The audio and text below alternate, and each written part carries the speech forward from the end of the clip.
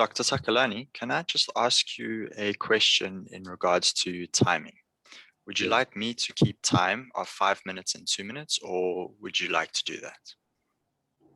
I'm more than happy to do it myself, if that's okay. Okay. And this is for the 20 minutes. Obviously, if it can go a little bit over into the Q&A. Okay. Yeah, you can keep time. It's very much helpful if you are, because I'm the session chair and the. No worries, sir. I'm more than happy to do that. I will provide a 5 minutes warning and a 2 minutes warning, as well as a time's up, and I will be doing so verbally and quickly. I'll just say 2 minutes. Okay.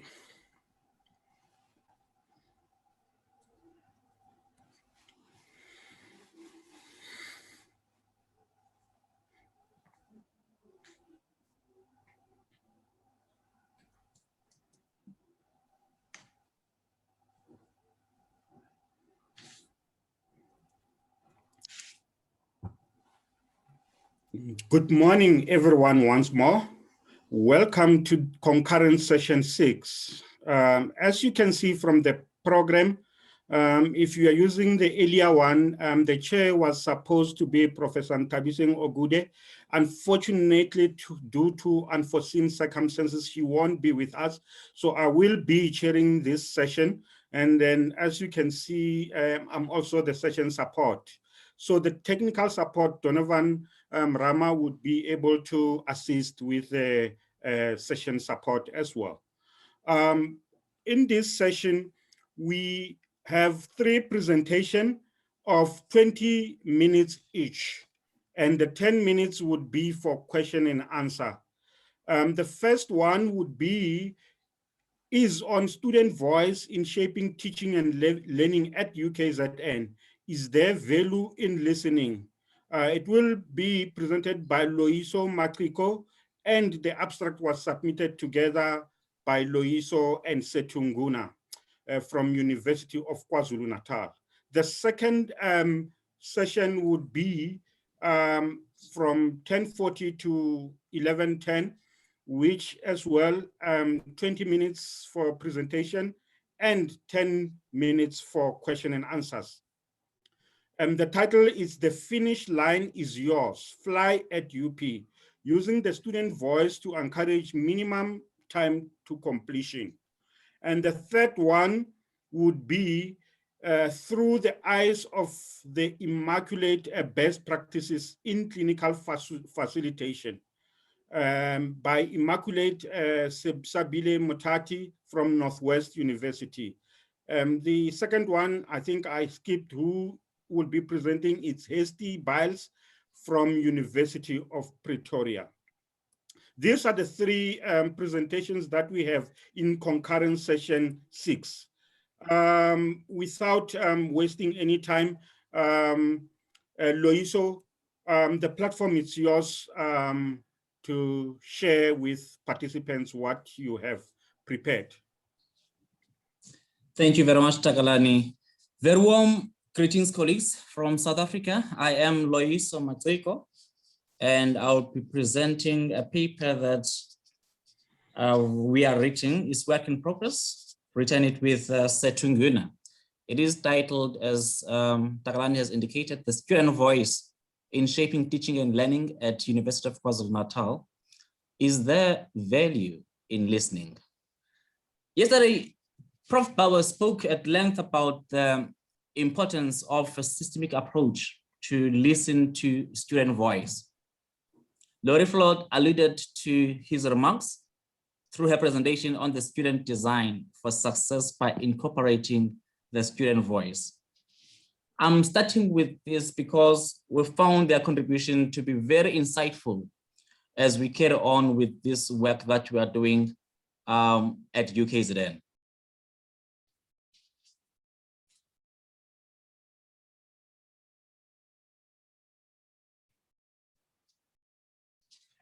Well, this is the structure of the presentation as it stands, and we do hope that during the discussion and your inputs, we will get very valuable contributions that will also enable us, in fact, that will add value and strengthen this paper that we are working on.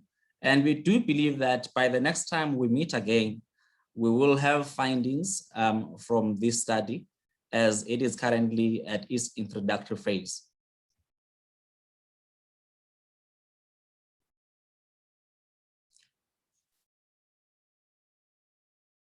Subsequent to high student dropout rates, low graduation, slow progression rates at the institution, in fact, the institution has embarked on a strategic project renewal process. I must say that there are many aspects that fit into the strategic project renewal process. However, we have taken, for the purpose of this paper, we have taken aspects that are directly related to students. On the table presented, we are seeing a cohort, the 2014 cohort of students, which we have observed for a period of 6 years. And when they entered the university for the first time in 2014, they were about 10,949. And data tells us that out of that 10,949 students, it is 58% who have been able to graduate up to date. And 5% of these students have been excluded. And there is a very concerning 35% of students who have dropped out. I must repeat that we are very concerned about that 35% of students who have dropped out from that 2014 cohort. And each and every stakeholder, we believe that each and every stakeholder of the institution should be very concerned about that high percentage of students who have dropped out. As part of some of the aspects that are coming from the project renewal process, it is to evaluate whether the operations of the institution, the curriculum, the assessment, and the student support and services, whether they are aligned with the vision and the strategic priorities of the institution.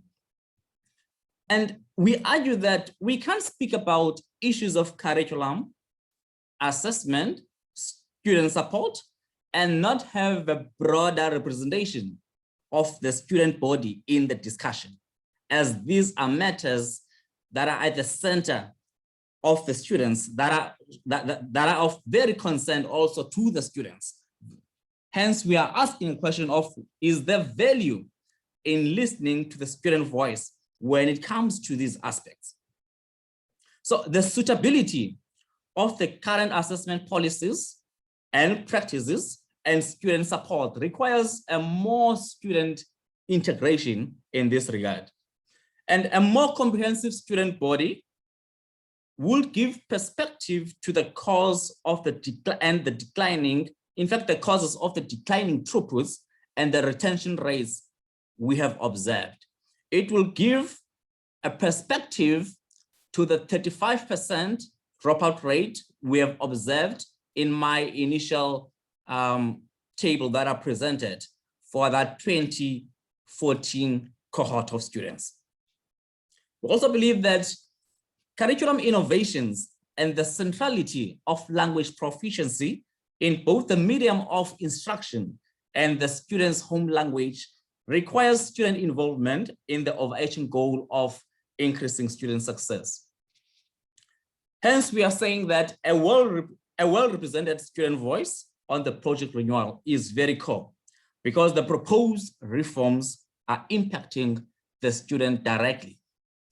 Of course, we are speaking about student involvement in aspects of the project renewal that speaks also to the students.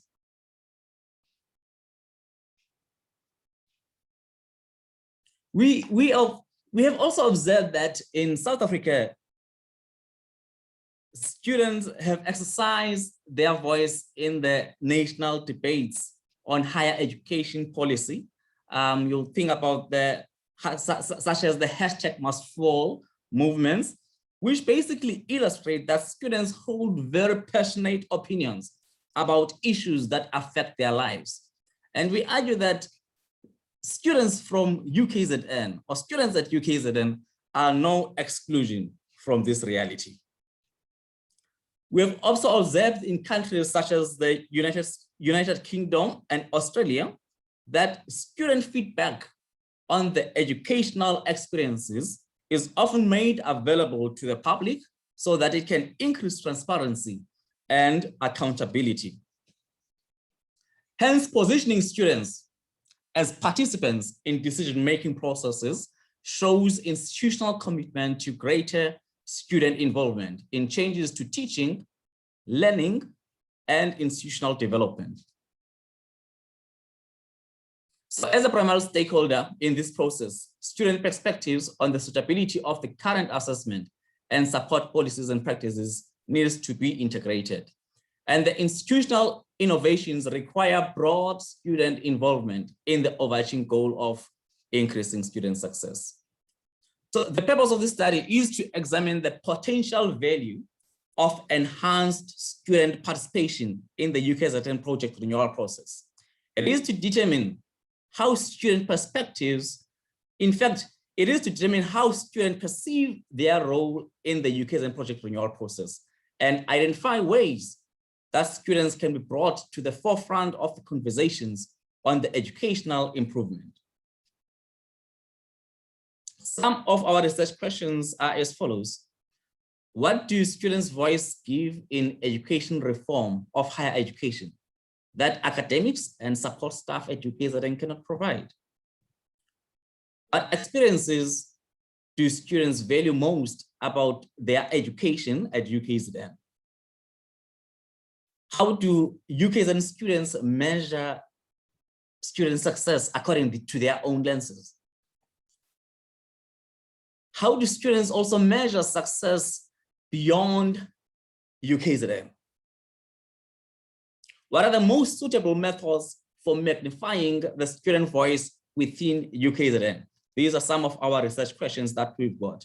And in terms of research objectives, we like to provide an overview of the value student voice brings in education reform of higher education, and also explore student educational experience at UKZN, evaluate indicators of student success according to the student perceptions at UKZN, also determine enabling platforms for student voice to be heard in UKZN.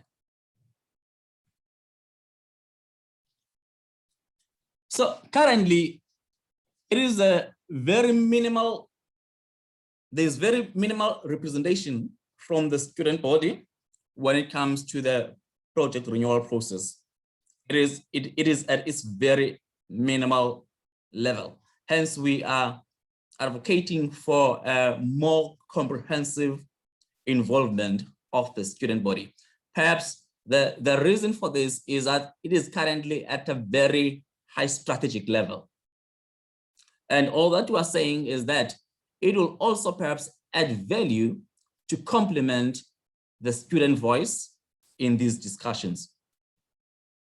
This limited student involvement, we believe that it cannot result in a very systematic changes in structures, norms, or beliefs.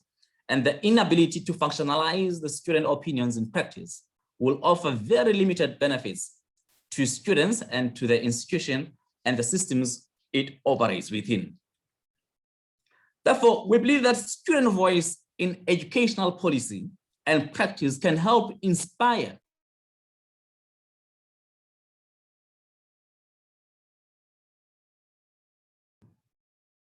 sorry about that. I just unmuted myself without realizing.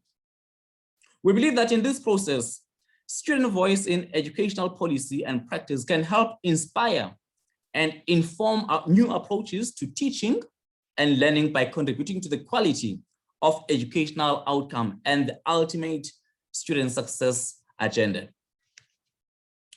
And it is also indicated by, in fact, the recent scholars support this narrative by acknowledging that the active involvement of students in academic development has recently become more prevalent and more advantageous. Therefore, UKZN can also not miss on this opportunity, cannot miss out on this opportunity. On the other hand, students' learning experiences can build students' sense of efficacy and elevate their opinions. We believe that the project renewal should look at how student voice can be primarily represented and integrated into decision-making process to help all learners construct a pathway to success in the university, their careers, and their lives beyond the institution. Few last points on this slide, which basically explain our rationale. It is that students come in the institution not as empty vessels. They come in higher education with quite a lot of experience.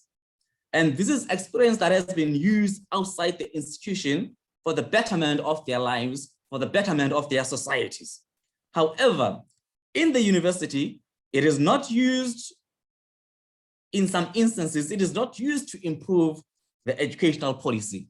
Put differently, a student voice is an opportunity to leverage student opinions within the same way it's effectively used in community partnerships outside the university.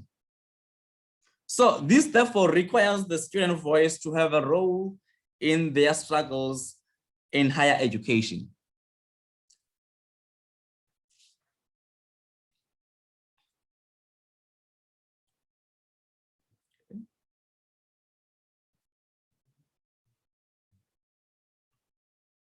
Well, in terms of literature, there is a sufficient evidence. In fact, before that, there's a statement from the Rennie Center for Educational Research and Policy, which states that in order to fully understand an educational system's challenges, it is necessary to hear from those most affected by its forms and processes.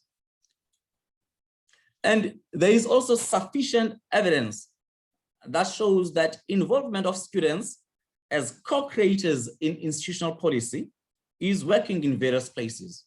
For example, a 2015 study by Bruman, Dawand, and his colleagues discovered a causal link between student involvement in curriculum design and enhanced learning.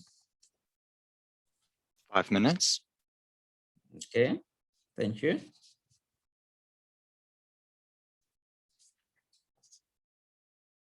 Secondly, there is evidence that also reflects how crucial the student voice is in terms of transformational change within the education system. And there are also, in South African context, there are academics who have reflected on how collaborative relationships with students have contributed to creating a meaningful learning experience for students and also for their development in terms of their teaching philosophy and their styles.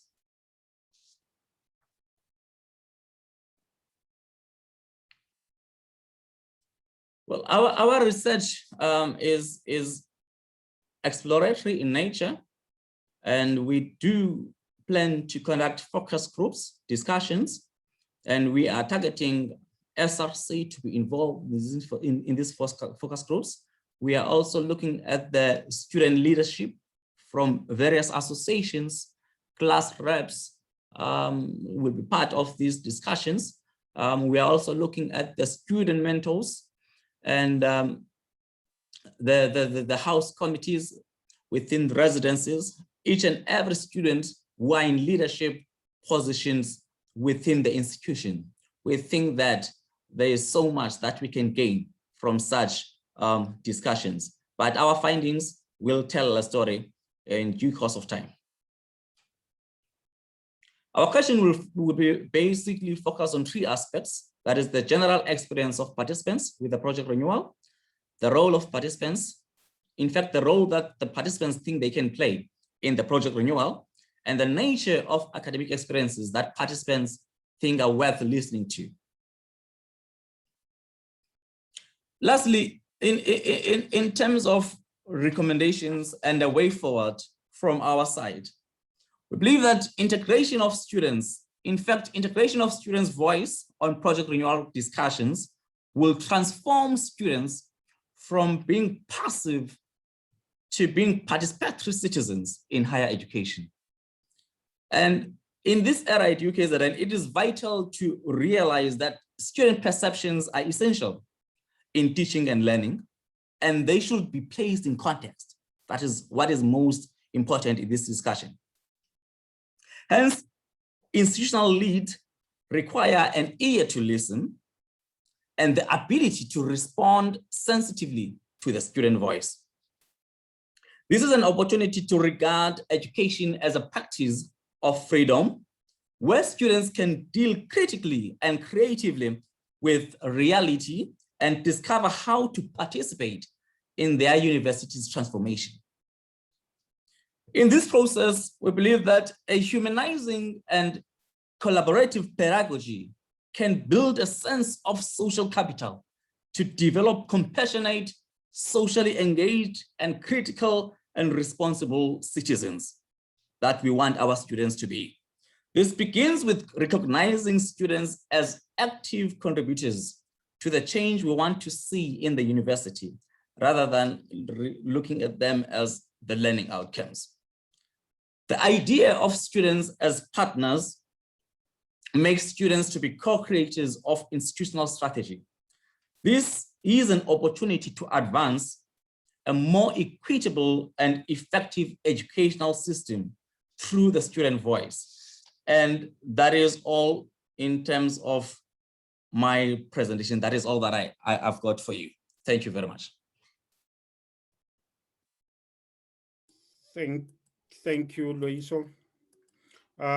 You for such work that you are doing. There is a question in the chat from Wendy Kilfoyle.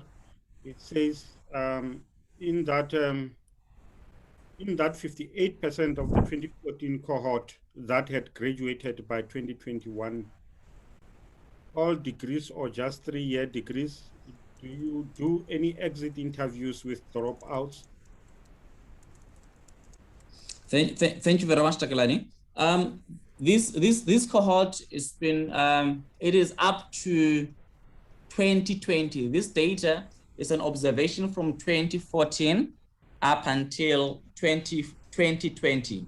And it is inclusive of the 4-year degrees. So all the degrees have been integrated on that percentages, on that percentage. Yes, the institution does do exit interviews with students.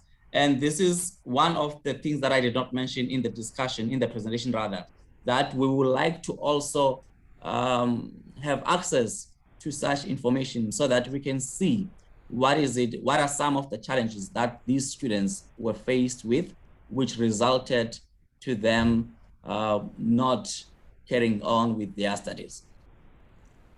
Okay, thank you. There's another question, but before that, I just want to say to Don, the technical support, if there's any hand that is raised in the participants, please make me aware, as I can't be in the chat and the participants at the same time. The question from Dr. Sabelile Muthathi says, will you be only including participants from the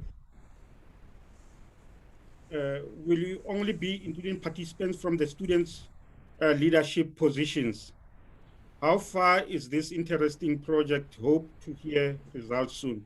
Those are the two questions from Dr. Sabelile Muthathi. Loyiso? All right, thanks, Takalani. And thanks to Dr. Muthathi for the question. I suppose by saying the student leadership, you are referring to the SRC. We are not limiting our sample to only the SRC. We are opening it up to the class reps. We are opening up to the student mentors, right, within the institution. So we are opening it up to various platforms whereby students are in charge, students are taking leadership roles. You think about your postgraduate students who we think will add so much value also in the discussions. So in terms of how long this might take, in the next 2 months, we do want to begin with the process of doing focus groups with these students. So the results will be informed by the period we take in terms of getting this information from the students based on their experiences. But at this stage, we think that there will be very sufficient information that we can get from our sample, because it will be a true, it will be a good reflection and representation of the student body within the institution. Okay, another question is from Bongeni Shungobi. I love this. We should not be paternalistic in our approach. Students have so much to contribute. Experience is a form of knowledge too. It's a comment. Anything, Loyiso, on that one?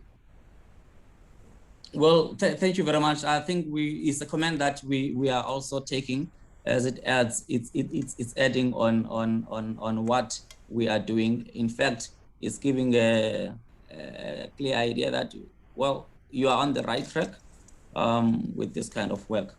It's just thumbs up for us and a pat on the back. Thank you very much. Loyiso, I have a question here. One of the assertions that you are making in the study is that students should not be seen as learning outcomes, but people who need to change initiatives actively. Based on obviously you've done literature review and then and you have not yet done the study. It will come after that to see if the assertion would work. But maybe you can share with us if, based on the experience that you have, whether it can be achieved. Yeah, it can, whether it could be achieved. Yeah.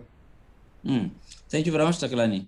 There's very extensive literature in this area, whether you look at issues of curriculum development, when we want to redesign our curriculums.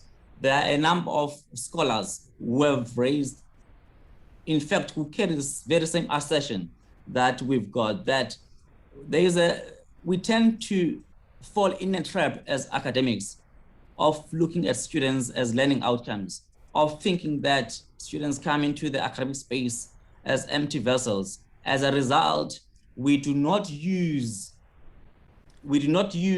some of the information that they have to better our institution or to better teaching and learning in the university.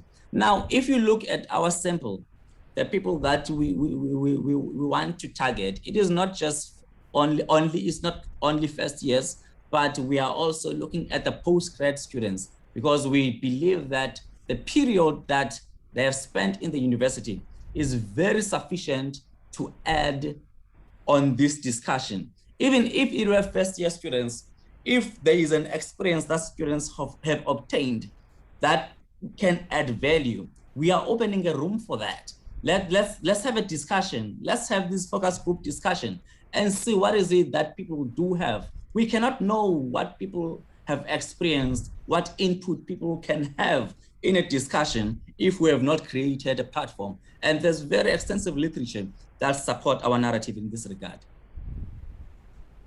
Okay, just a last question. One of the things that you say, it's that concurrent assessment practices and policies should be used. Do you mean that students should be involved in developing those assessment practices and policies? No, not necessarily, but we can. There's we can get a reflection from students on what they think about the kinds of assessments that are in place currently. That's one element to it. Secondly, in terms of, if we speak about the curriculum for argument's sake, we can involve students in the design of the curriculum, but you need to be very careful on who you involve in this context. I've got universities within South Africa that have designed courses, such as University of Fort Hare, that have designed transdisciplinary courses.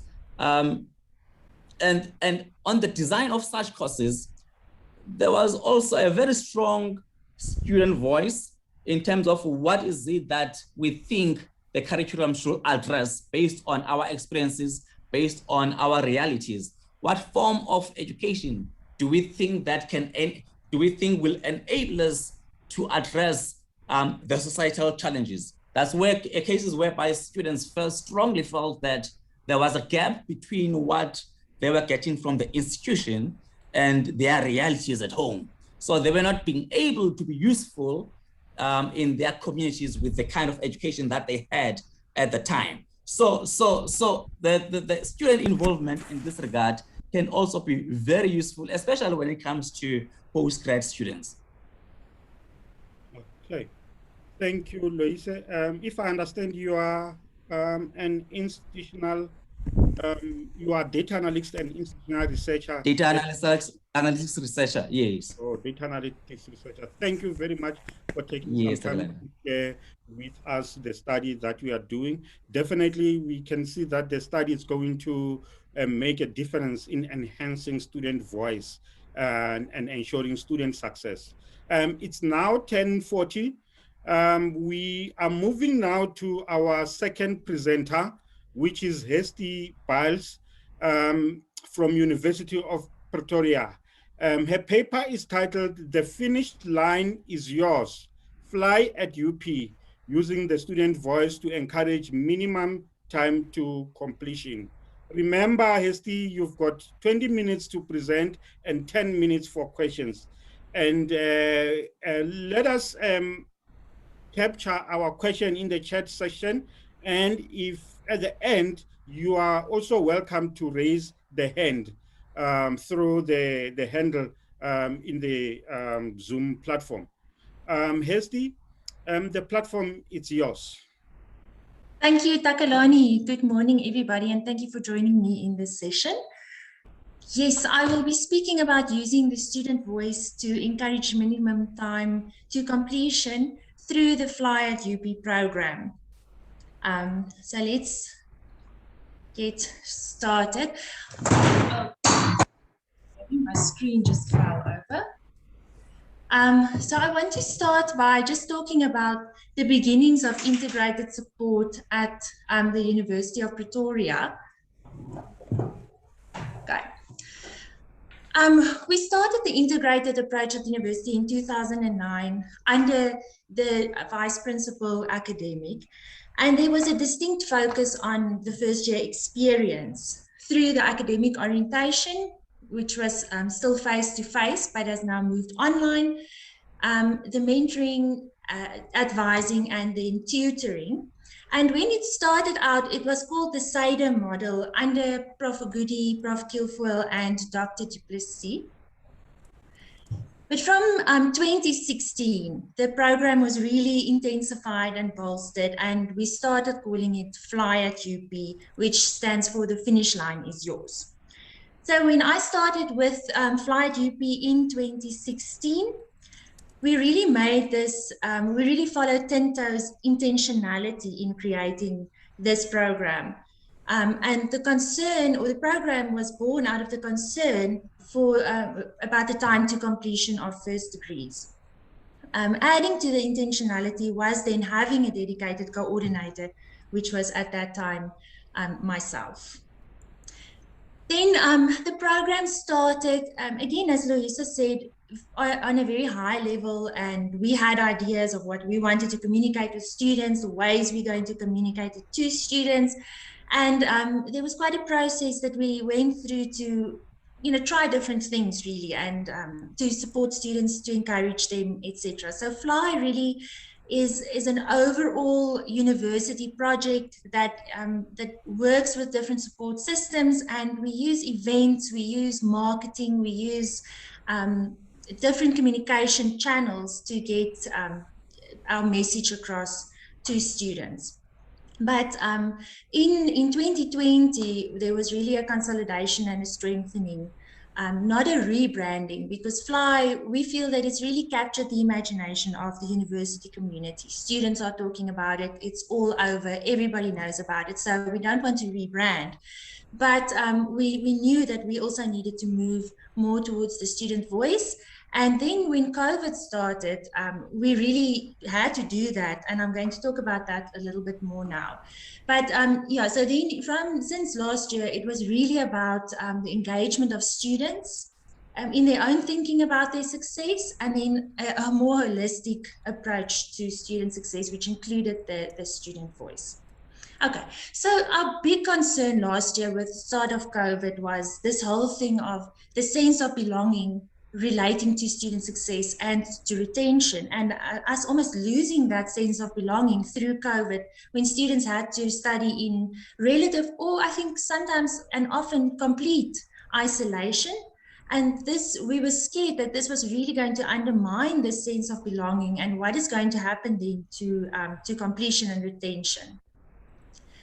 So we needed to create some sense of belonging, and we needed to provide peer encouragement that was needed for student success. So I'm going to talk about 3 strategies that we used last year to make sure that the student voice was still audible.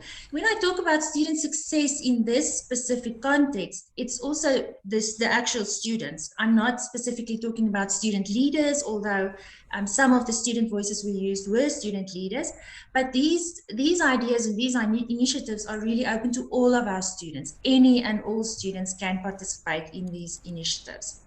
All right, so the first one was a pledge to succeed the UP way. So we wanted to say to students, here's an opportunity for you to pledge your own success to yourself and to us. But what we've realized is there's always more opportunities in any of these initiatives than just the actual event or initiative.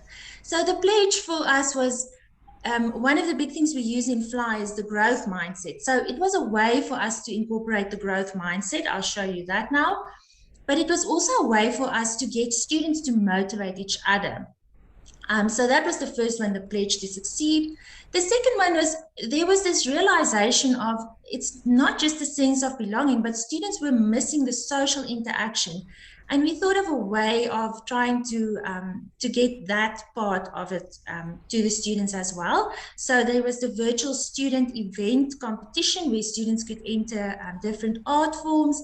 And then the third one, which was actually the first thing we did was the motivational voice clips. So when COVID started, FLY at UP created an entirely separate web page only for COVID-related matters. We spoke about online learning, how to successfully learn online.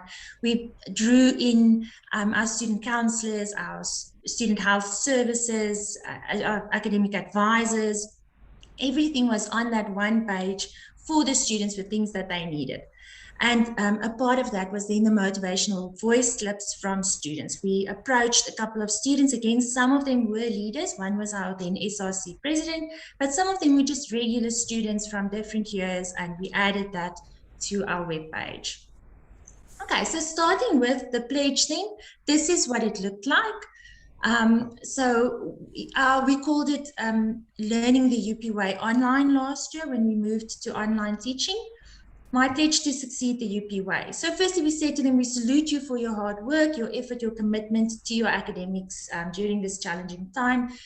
Join other students. And then the pledge was to, as a UP student, I choose to improve my ability to learn independently, to encourage and assist fellow students, to use this challenge to grow, to continue putting significant effort into achieving my goals, and then to stay active on the LMS that we call ClickUp as much as possible and ensure that I keep up with my academic responsibilities.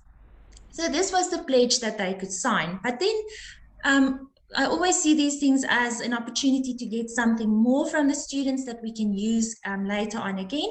So in addition to this, we also gave them a space where they could share with students either something that they have learned through their own online learning or just a motivational message to other students.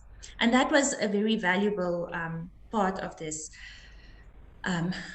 this activity. Okay, so these are 6, we had 6 pledges that we used last year in a campaign. So my pledge to success, the University of Pretoria has unbelievable range of student support services, use them. And this is a big part of the FLY message, is make use of the resources. The responsibility for the finish line ultimately is with you, the students. So make use of the responsibilities, the resources. Then ours is to continue to pursue our dreams and commit ourselves to academic success, no matter the difficulties we face. Then my success and development are highly dependent upon my own efforts and ability to adapt to change. The country awaits our contribution to the economy. Let's make a difference. And we are the generation that will shape the future. Let's not forget the hard work that is needed to shape a good future.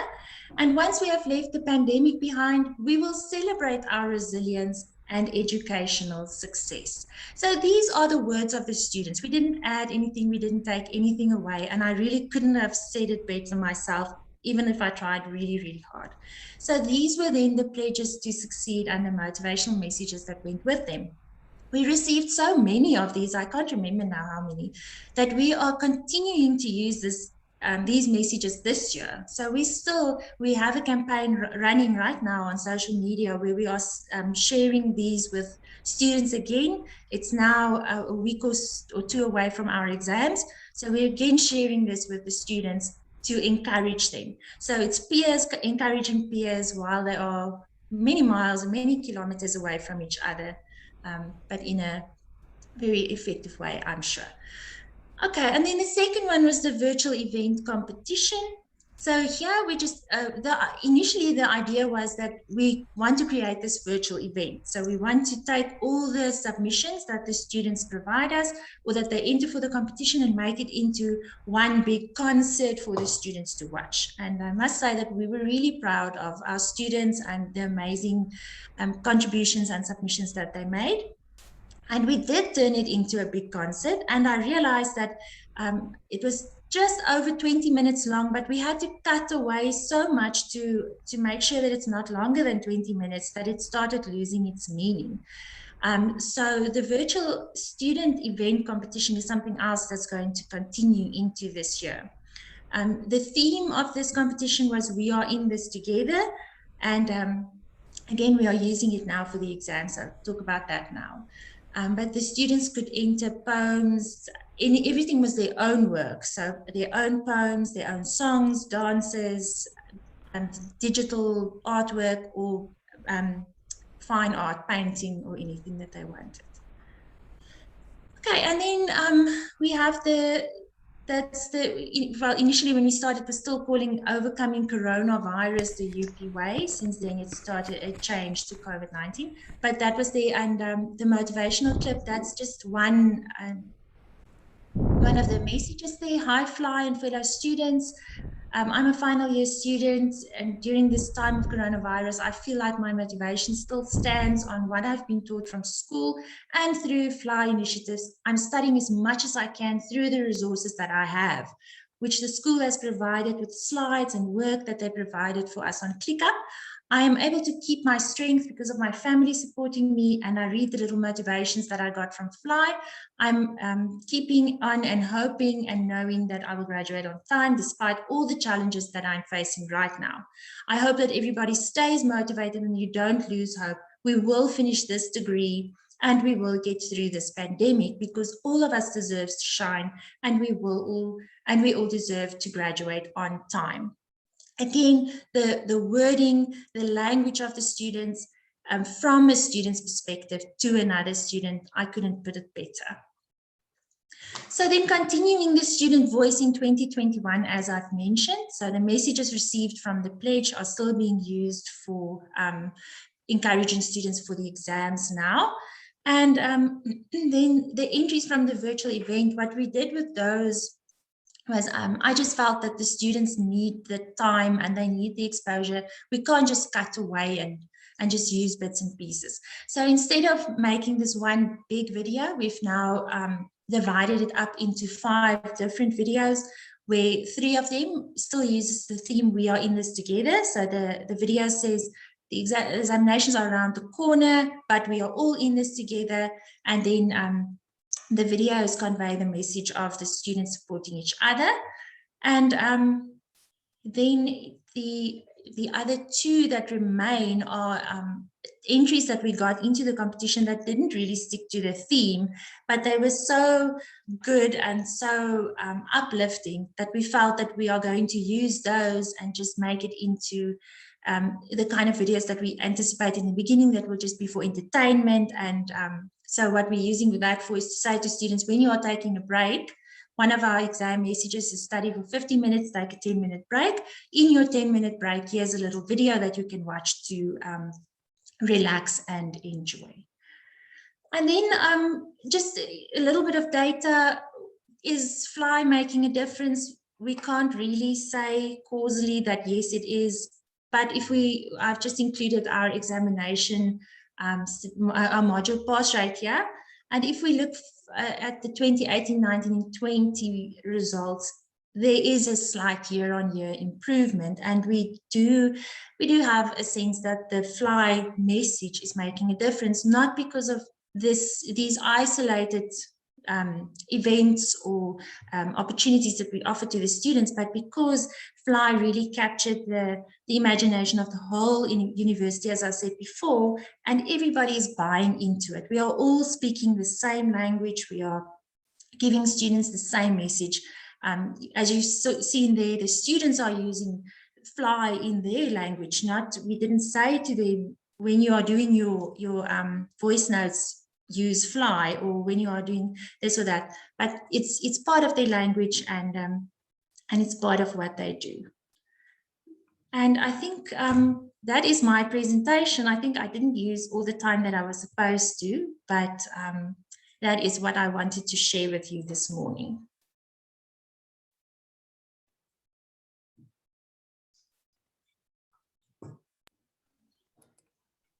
Any question or comment?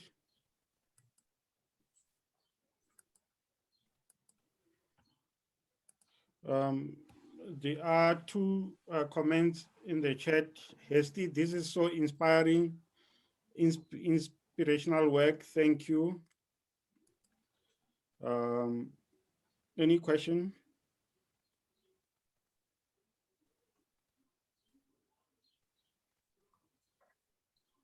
It does not seem that there's anyone that wants, maybe anything probably that can come into your mind, Diane has raised the hand before you come in. Diane, you can come through.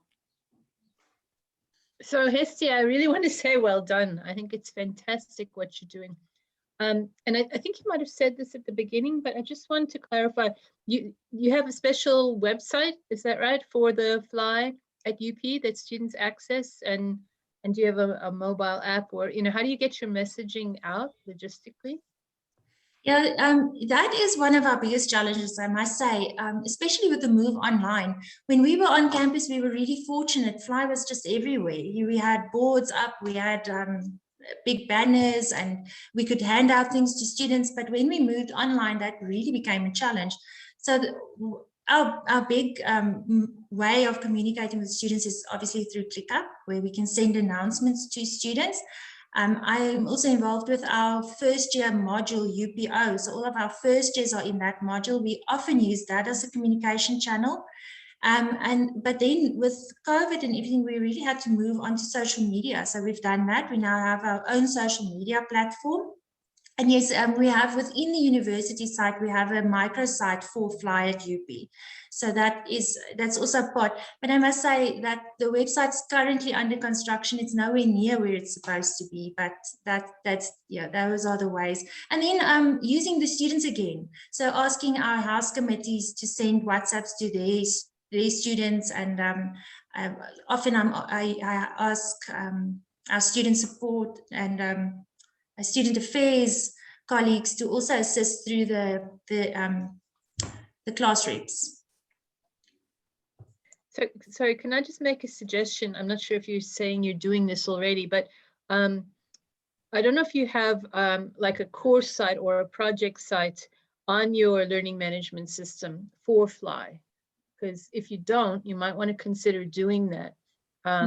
Because if you actually create that as a ClickUp site, you know, then you can auto register all your students, and then you can make sure that they're getting all the announcements and information, and you have a repository for it on the LMS site.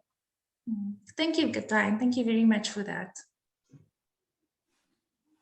Okay, there are two questions in the chat session. The first one says from Dorothea Hendricks, how does your team hold up when they are in need?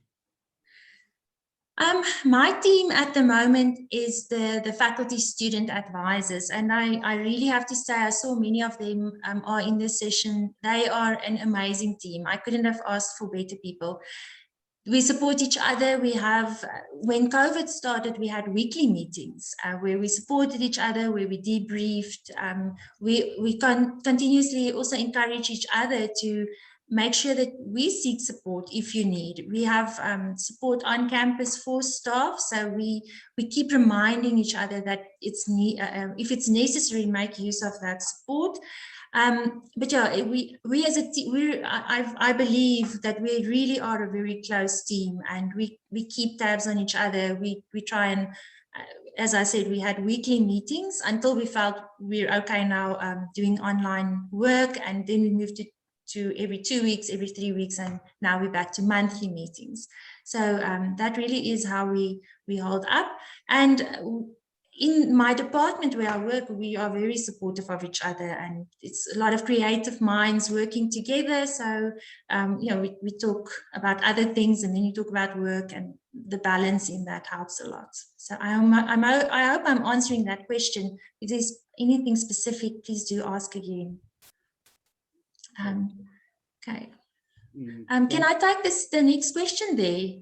Yes, yes. Social media platforms need a lot of attention and good materials to be effective. Who manages this for you?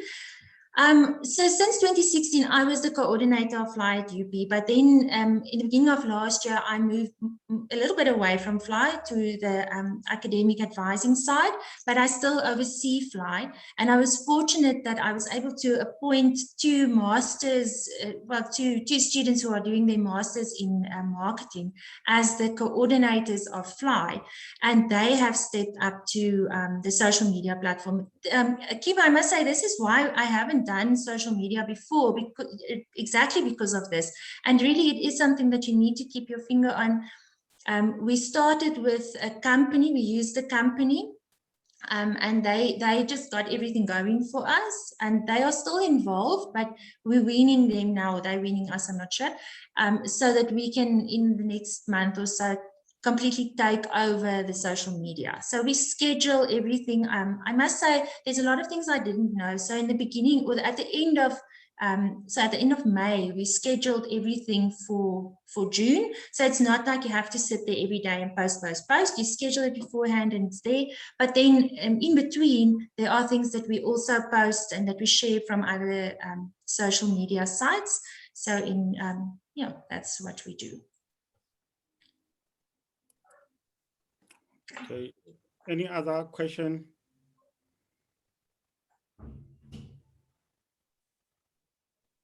So for our social media, maybe I just want to add that we really are using these student voices. This has opened up, I know, I'm just going back to the social media concern there.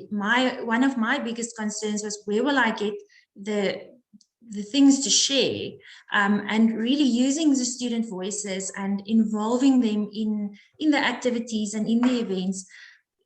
It just provides you with everything you need. This is what we share with the students. We use the students' voices. The students are making videos for us. They enjoy that. This is what they do. It's where they live every day. So we mustn't be afraid. Like Loyiso said, we mustn't be afraid to use our students. They are an amazing resource. So that's really what Fly is really for the students. And I really, my vision is that it's also going to be more and more by the students. Hestie, one of the challenges you've identified is that during COVID-19, students were studying mostly in isolation. And I'm wondering, how did you make sure that that isolation did not move them into, and then I'm just on top of my head using depression or any other stresses? Yeah, we didn't do enough. You know, can you ever do enough? So we're still trying more and more ways of helping the students. Last year, I was involved with, initially it was really crisis management and trying to make sure that students had the minimum things they needed. So our first focus was getting students to have, well, we focused a lot on the students who didn't have connectivity and who didn't have, this is off topic now, but we focused on those students because we needed to make sure that they are okay. So we sent them hard copies of the study materials. It was quite a huge project to get to all the lecturers, get everything that we needed, make photocopies, courier it to the students. The lecturers were amazing. Some of them sent USBs, some of them sent CDs, some of them sent SD drives because the students don't have smartphones. We started a telephone tutoring project, which I know some of my colleagues will address in another session. So that was our first concern. And then I think only in the second semester could we start with you thinking about other things. But again, my advising colleagues were really amazing. We were really fortunate in that we could provide each of our advisors with a tablet just before the lockdown started. So all of them had tablets, and they immediately moved onto WhatsApp.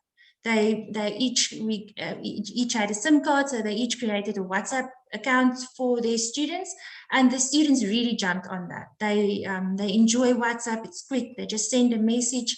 And we worked on that as well. WhatsApp has quick replies, so you set up your replies, you just send it to students. It's not a lot of admin if you use it that way. And emails.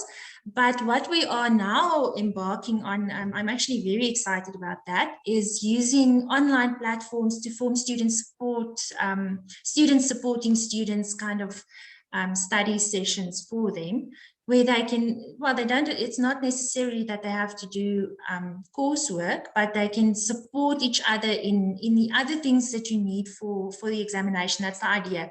So what can you expect from an online exam? How do you prepare for an online exam? Sharing best practice between each other, tips, etc. So that is one way that we are going to try and do it now for this exam going forward. So I just want to see there, I think. Okay. I think the two are more of comments from Gino Fransman, NMU, and Wendy Kilford. I'm very much interested in NMU, Gino. If you could take a platform and see, because I think you are talking about similarities there. Anything you want to share up above the comment you've made, Gino? Good morning. I feel a bit on the spot now. But yeah, thank you, Hestie. I find this like wonderful. I think that just the point I want to make is about the empowerment of the students to make them capable, but also, you know, competent to take up that mantle of social media, because we really then having them be the voice for the institution at times. So we need an empowerment resource or tool, and that's why we created the Becoming an Open Education Influencer online course, which is free. It's available to anyone, and the modules, they are open Ubuntu, advocacy, which is how to speak, but then facilitation, which is the process of sharing, and then influencing and the sustainable development goals. So I think that that's just one of those resources that we'd be happy to share. If anyone's interested, reach out and we can have a conversation. But it definitely does help to empower. Yes, thank you. Thank you. Thanks for sharing that so on the spot. I agree with you 100%. Since the start of Fly, I try to use students wherever possible, because I realize that they are the ones that know what they need. So I'm really all for empowering students as far as possible. Okay, thank you. And also just to note, Wendy, UP also has counselors, and they developed an app in addition to online and telephone counseling support, and updated their website. The mentorship program for first years also continued.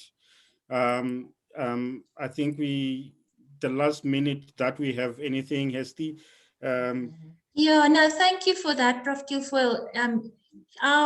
We really, like I said, we try and work together. I've had meetings now with student affairs to try and work together with training the class reps.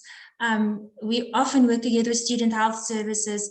It's not, it's always the best practice to work together as an institution, and bringing all the support services together. I know it's difficult. It's not always easy, but that's definitely what we all try and aim for.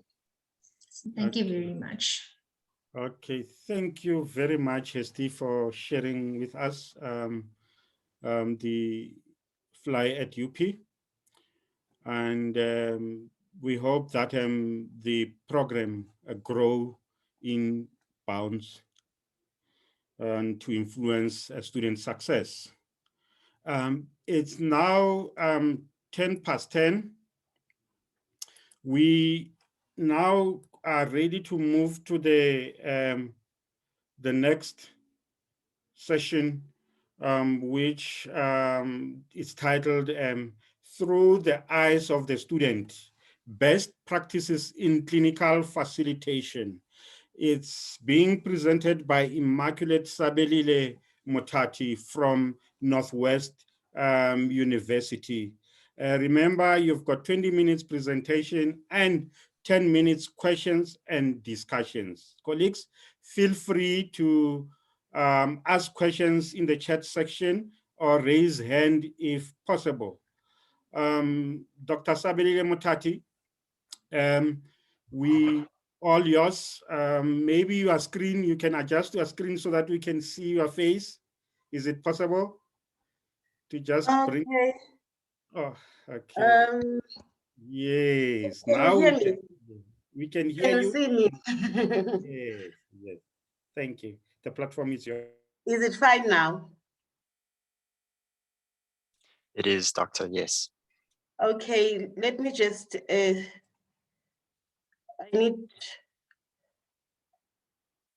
just need to share my screen.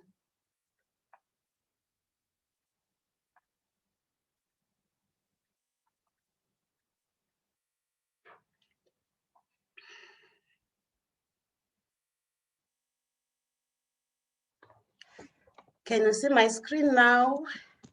Yes, we can, Doctor, if it is possible to put it into slideshow mode. Good morning, colleagues.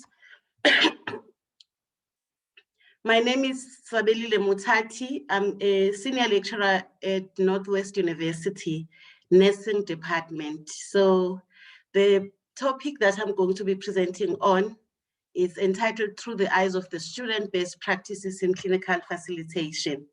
So I'm going to try and take you through to the clinical side of this university education. The presentation outline.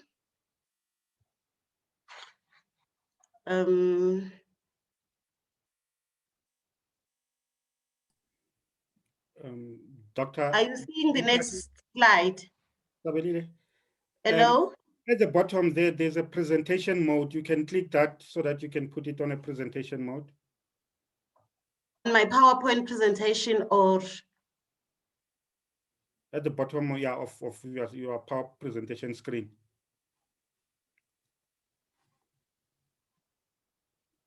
Oh, maybe let me. Are you able to see now? Yes, yes. Thank you. I had used my other screen. I'm sorry. Okay, so just to take you through my outline, I'm going to take you through the background literature review, research question, aim and objective, methodology, results, and discussion. So just to say up front, this is a paper that has already been published. So just by background, worldwide, there is a drive to produce competent health professionals.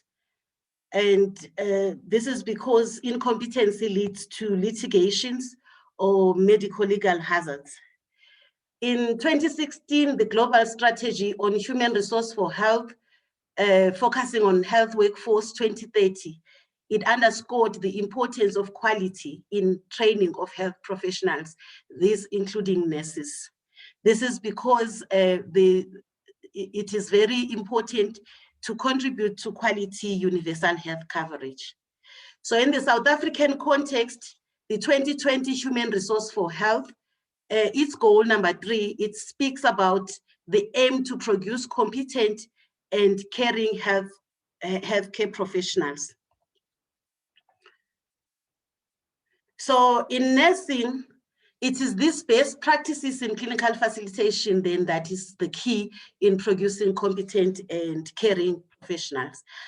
The clinical facilitation in this study was defined as the process of guiding students individually or groups to work effectively to achieve their learning outcomes in the clinical skills, which is also called simulation, or the learning environment, which is the hospitals. So just to give you background, in our training of the nursing students. So there are 2 core areas where the clinical training takes place. Firstly, it's in the simulation. Simulation means it's a place where in the nursing department, there will be a laboratory where the students are taught the skills in mannequins before they get to the real life situation in the hospitals.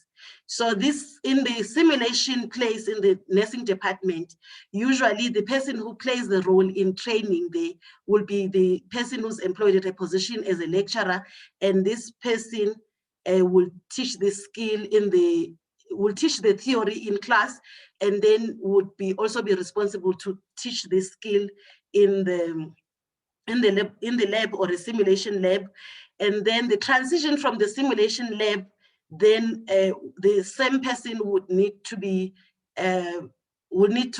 the same skill in the hospital, but sometimes there would be a structure that other stakeholders like clinical facilitators that are based in hospital would have to do this training to the student and reinforce what has been taught in class or in the university. So I just want to get to what is known in this topic already. So globally, clinical facilitation studies has already focused on qualities of good clinical facilitators views on best practices, and they've also delved into knowledge on bridging the theory practice gaps. There's also been a consensus on the importance of consideration of learning styles in clinical teaching, that students, while they are taught clinically, but they also have different styles of learning. And there's also a consensus around the fact that a student-centered teaching approach is important, with an emphasis on inclusion of students in shaping their own learning. So in South Africa, the clinical training takes place in clinical training laboratory, as I've said, and in this hospital setting. And there are clinical training models in place and the training standards that are in place, guided by the South African Nursing Council. However, despite all these, institutions still struggle with the negative experiences of clinical facilitation which continue to be reported in the South African literature on clinical facilitation by the nurse researchers. And these reports also point to the struggles on bridging the theory-practice gap and the theory-practice integration. So the main gap in that stimulated this research was the fact that there is insufficient scholarly focus on best practice clinical facilitation as viewed by the students. So the research question was, what do undergraduate nursing students believe is best practice with regard to their clinical facilitation? And the main aim was to explore the best practices, clinical facilitation as viewed by the students in order to contribute in shaping their learning. And the objective was to determine what type of clinical facilitation undergraduate nursing students believe should be offered by clinical facilitators in the clinical area in order to best facilitate their learning. So the ethical considerations were adhered to by the researchers, and the ethical clearance was obtained. Permission to conduct the study was obtained from the institution where the study was conducted, and participants signed the informed consent. So I'm going to share the methodology section. The study design was qualitative, exploratory, and the study setting was a selected nursing education institution. And the population was all the students who were registered for nursing program in the undergraduate program. And we did the purposive sampling of second, third, and fourth year, which we excluded first years, as we felt that they may still be finding their feet in the clinical practice and may not yet be able to judge what best practice entails. And the data collection method, we use focus groups, which we had 3 focus group interviews, 1 for each year group, and then the 8 to 10 participants were in each of the focus groups. The main guiding question that guided the focus group sessions was, as student nurses, what do you think constitute best practices in your clinical practicum experiences regarding clinical facilitation? Oh, I'm sorry.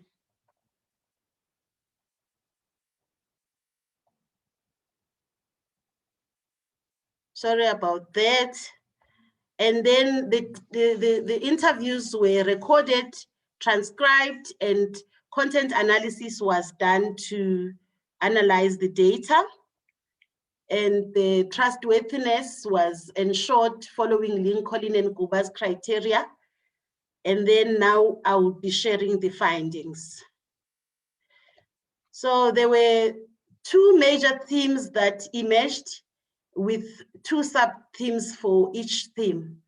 So they are categorized as clinical facilitation in clinical, best practices in clinical learning in the simulation area.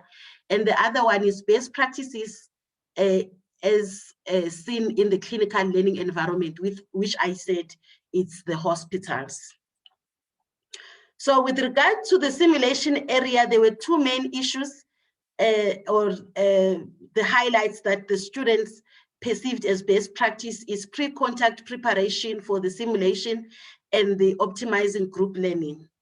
And with the hospital-based training or clinical learning environment, then they said best practices is standardization of procedures between simulation and the hospitals, and then the prioritizing support for students.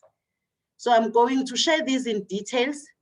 With regard to the pre-contact preparation, which is one of the best practice that the student viewed as best practice in simulation, is that the student said best practice in simulation in the nursing department would be to have a guideline or a guidance before these demonstrations of procedures are done in the simulation lab. And they said it would be best if they know prior what will be demonstrated and to be given guide on how these procedures will be demonstrated before they are actually demonstrated in the simulation session. And that they would, best practice would be for them to have detailed notes of these procedures before the demonstration session takes place. And the other main sub-theme was optimizing small group learning. So with this theme, the best practices as seen by the student is that what is best during the demonstration is to have the demonstration done to them while they are small groups, and that that assist them to view the procedure as it's demonstrated, and it also support their utilization of time when they practice these procedures. One of the best practices that they spoke about in terms of at the clinical learning environment, they said what would be best practice would be to have the procedures standardized, how the procedure is demonstrated in the hospital and by the nurse educator in the university. By this, they referred to different techniques used for a procedure. Say they were taught this particular procedure maybe to inject a patient in the simulation lab, and now when they are seeing it in real life in hospital, then maybe the nurse who is doing it has a certain slight difference from what they were taught in the university. So they say what's best practice would be to have how these procedures are done step by step, standardized, so that what they see in the nursing department in the university is the same as what they see from the experienced registered nurses in practice. And the other one that they said it's best practice, it's providing support to them. And then with this one, they said best practice would be to have this nurse this nurse educator who's teaching them in the university, in the simulation lab, to be the same person who moves to show them in the hospital how this procedure is supposed to be done, and transition this skill and help them to transition from what they were shown in the simulation with the mannequins and now in the actual workplace in the hospital, and to have this same person doing this. And 5 minutes. Thank you for that. So just to engage with the results, although this study was a small study in a selected nursing education institution, it provided insights on best practices as viewed by the students. And I would like to also mention that the study was done before COVID-19.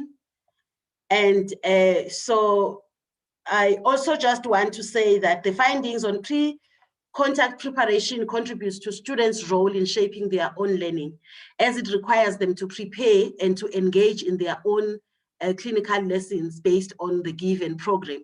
Yet, there is no guarantee that when it's implemented, students would prepare for these lessons. What I'm currently doing with my students is in line with these same results, is to attach an incentive to this to the simulation, have a post-simulation test that actually drives them to engage in preparation, just to also implement some of the findings from the study. So the small group learning could be implemented when there is sufficient human resource for facilitation, but sometimes these students, they are a very large group of students that they need to be facilitated. However, COVID-19 has forced the small group learning and has encouraged these small groups. Overcoming discrepancy between what is taught in the nursing education institution and in hospital has been underscored as best practice, and it requires agent attention.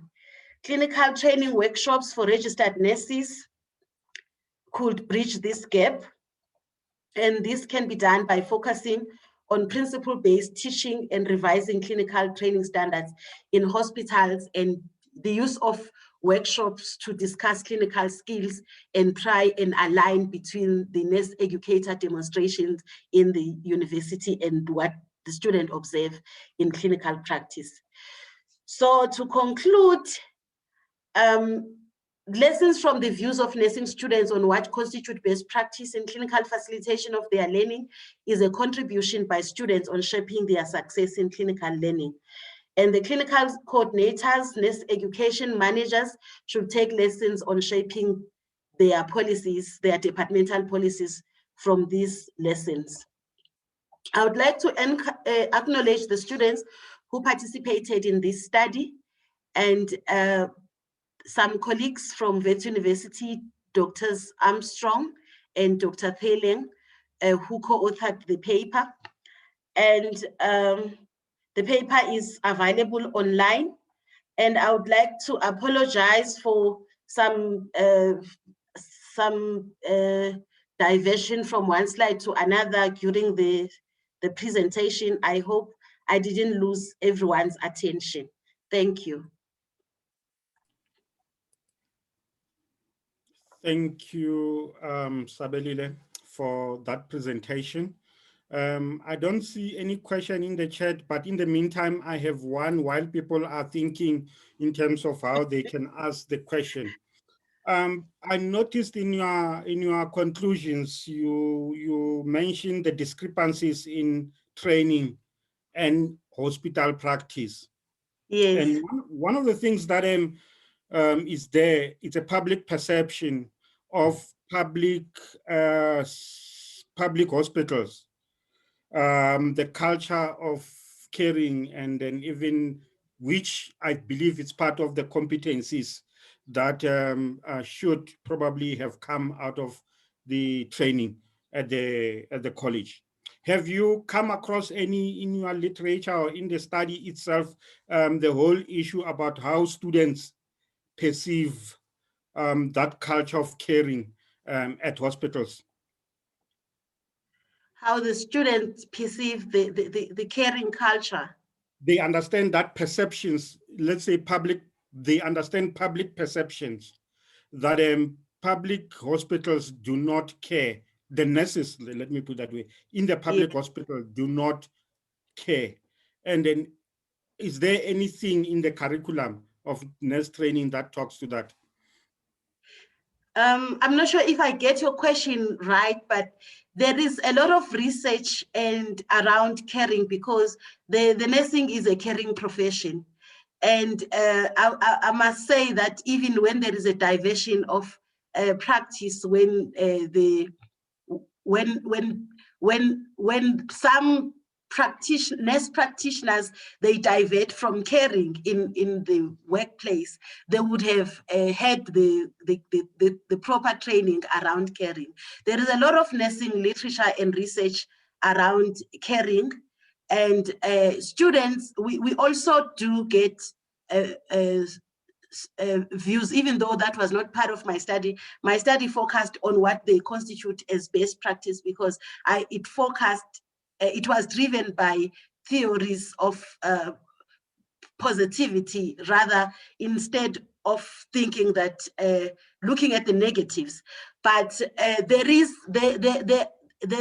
are researches ongoing around students' perceptions of caring, and in that same literature, students do report both on good experiences of meeting good mentors in practice, and there are also evidence of some people that are not so much of role models.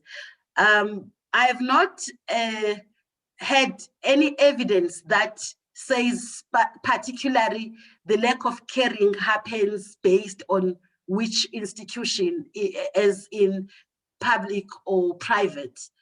I think literature has, what I've encountered is rather these experiences of caring, irrespective of where the institution is. Okay, anyone that wants to ask a question to Sabelile?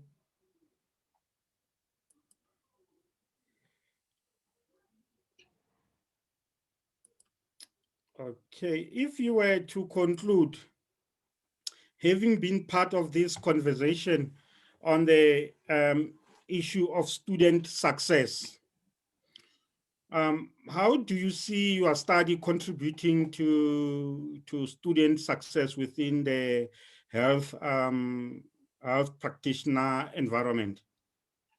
I've already found this study contributing, and I'm very happy that I engaged in the discussions in the conference, in this particular conference, or having submitted my abstract for this particular conference, because it actually also allowed me to think the very same question that you are asking about. So this particular study has contributed in student success in achieving their clinical competency. Because, I mean, if you look at the first presenter who spoke about the voice of the students, I see my presentation it's actually already taking into practice, utilizing the voices of the students to inform the educators what they constitute as best in or contributing to their own teaching and learning, or improvement of their own teaching and learning, and thereby empowering them to have the necessary skills to be best healthcare practitioners. Because without these best practices, then they wouldn't be able to, we would be taking away their confidence on practicing as healthcare practitioners in future. So their success, this graduate success depends on the skills that we give to these graduates. So they are indirect, the study contributes indirectly to their success, that it's actually asking them, how can we empower them to be these competent nurses? Thanks, Sabelile. From the floor, any comment, question to Sabelile?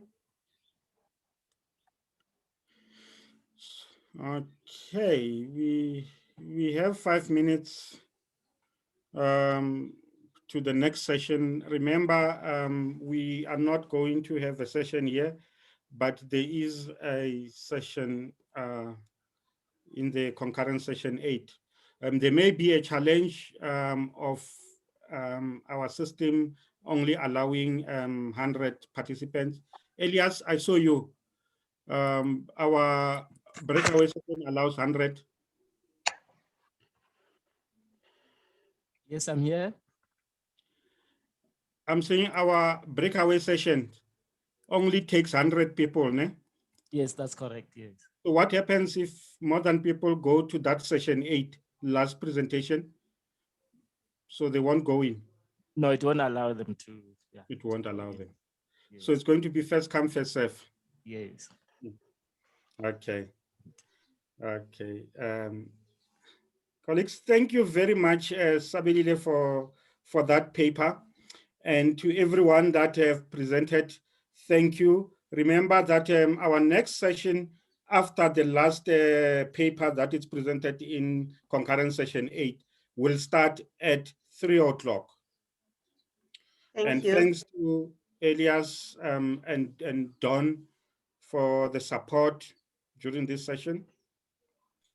It's my pleasure.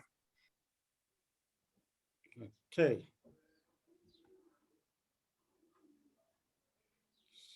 See you at 3. Okay, thank you, Tagalani. Thanks. Bye, Sabelile.